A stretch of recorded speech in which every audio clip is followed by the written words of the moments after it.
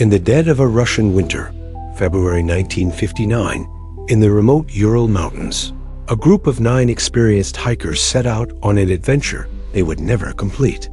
Their journey was meant to be a test of skill and endurance, a challenging expedition to the peak of Otorten. But what happened on the slopes of a mountain now known as Dead Mountain would become one of the most chilling and perplexing mysteries of the 20th century.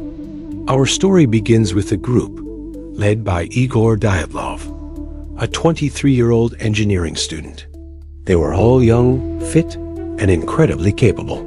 The group consisted of 7 men and 2 women, all students or graduates from the Ural Polytechnical Institute.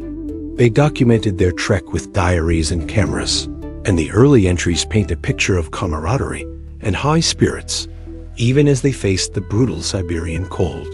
Their goal was ambitious: a Grade 3 expedition, the most difficult classification for that season. They were prepared for anything the wilderness could throw at them, or so they thought. Their last journal entry was made on February 2nd. They were setting up camp on the eastern slope of Kholat Syakhl, which translates from the local Nancy language as Dead Mountain. This was a strange choice. The area was exposed and windswept, a mere mile from the safety of the tree line below. Why would these seasoned hikers camp in such a vulnerable spot? This was the first of many questions that would haunt investigators. When the group failed to return by their scheduled date, a search party was sent out. On February 26th, what the searchers found was not just a tragedy, but the beginning of an enigma. They located the group's tent, half buried in snow. But what was truly shocking was how they found it. The tent had been sliced open from the inside. It was clear that the hikers had fled in a panic, leaving behind all their winter gear, their warm clothes, their boots, and their provisions. They had run out into the sub-zero darkness, some of them wearing nothing but their sleepwear. Footprints led from the tent down the slope towards the forest edge. The prints showed that the hikers were either barefoot, in socks, or wearing a single boot. They walked in an orderly fashion, not running chaotically, descending towards the relative shelter of a large cedar tree. It was there, beneath the ancient cedar, that the first 2 bodies were found: Yuri Krivonyshenko and Yuri Doroshenko. They were clad only in their underwear, lying next to the remains of a small, hastily made fire. The branches on the cedar tree above them were broken up to 5 meters high, suggesting someone had desperately tried to climb it, perhaps to get a better view of the tent, or to escape from something. The next 3 bodies were found scattered between the cedar tree and the camp: Dyatlov himself, Zina Kolmogorova, and Rustem Slobodin. Their positions suggested they were trying to make their way back up the hill to the tent. It seemed they had realized their mistake in leaving and were fighting to return to safety. The initial autopsies concluded that all 5 had died of hypothermia. Slobodin had a minor skull fracture, but it wasn't considered a fatal injury. For a moment, it seemed like a tragic but explainable accident. A sudden event must have caused them to flee their tent, and they simply succumbed to the elements. But the mystery was far from over. The search for the remaining 4 hikers continued for more than 2 months. Finally, in May, as the snow began to melt, their bodies were discovered in a ravine, about 75 meters deeper into the woods from the cedar tree. And what was found with them turned this case from a tragic accident into something far more sinister and baffling. Ludmila Dubinina, Alexander Kolevatov, Nikolai Thibeaux-Bernulis, and Semyon Zolotaryev were dressed more adequately than the others, seemingly having taken clothes from their deceased friends. But their injuries were horrific. Thibeaux-Bernulis had suffered a major skull fracture. Zolotaryev and Dubinina had catastrophic chest fractures, injuries comparable to those sustained in a high-speed car crash. Most disturbingly, Dubinina was missing her tongue, eyes, and part of her lips, while Zolotaryev was missing his eyeballs. The official investigation was stumped. The medical examiner stated that the force required to cause such injuries was immense, Yet there were no external signs of a struggle, no soft tissue damage. It was as if they had been crushed by an incredible, overwhelming pressure.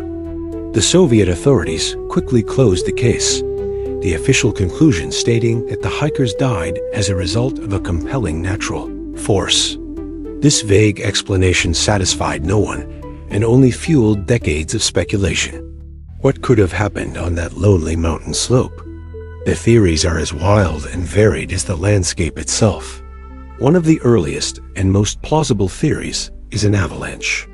The idea is that a slab avalanche struck the tent, forcing the hikers to cut their way out and flee. This would explain the panic and the need to abandon their gear. The crushing chest and head injuries could be explained by the immense weight of the snow.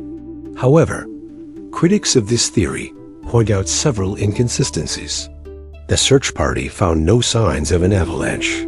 The tent was collapsed, but not flattened in a way you'd expect. The footprints leading away were calm, not frantic. And why would they run downhill, away from their supplies, instead of digging them out? Another popular theory involves a secret military weapons test. The area was known for military activity.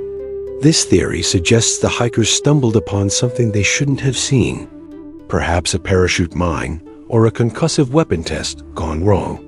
The sound or shockwave could have caused them to flee, and the internal injuries could be explained by a blast wave.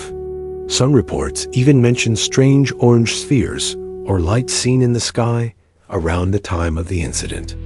Adding fuel to this fire, traces of radiation were found on some of the hikers' clothing. However, the levels were low and could have had a natural explanation. Then we enter the realm of the truly strange. Could it have been an animal attack? A bear or a pack of wolves? While possible, experienced hikers like them would have known how to handle such a threat. Also, the injuries were not consistent with animal attacks. The lack of external wounds and the specific, crushing nature of the trauma don't match any known predator in the Urals. And of course, there are the more fringe theories. Some believe the hikers were attacked by the local Mansi people for trespassing on sacred land. But the investigation found no evidence to support this. The Mansi were peaceful and even assisted in the search. Others speculate about infrasound, low-frequency sound waves generated by wind patterns that can induce feelings of panic, nausea, and terror, causing the group to irrationally flee their tent.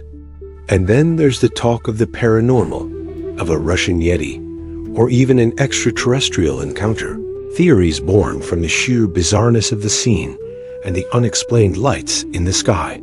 In 2019, the Russian government reopened the case, concluding once again that a slab avalanche was the most likely culprit, combined with poor visibility that caused the hikers to get lost after fleeing their tent. They even created a simulation to show how it could have happened. Yet for many, this explanation still leaves too many questions unanswered. Why were the injuries so specific and severe on some, while others just froze? What about the missing tongue? The radiation? The orderly retreat from the tent? The Dyatlov Pass incident remains a haunting tale of survival and a deep, dark mystery. 9 lives were cut short in the most terrifying of circumstances. Their own photographs and diaries are the last testament to their adventure. A cheerful beginning to a story with an incomprehensible end.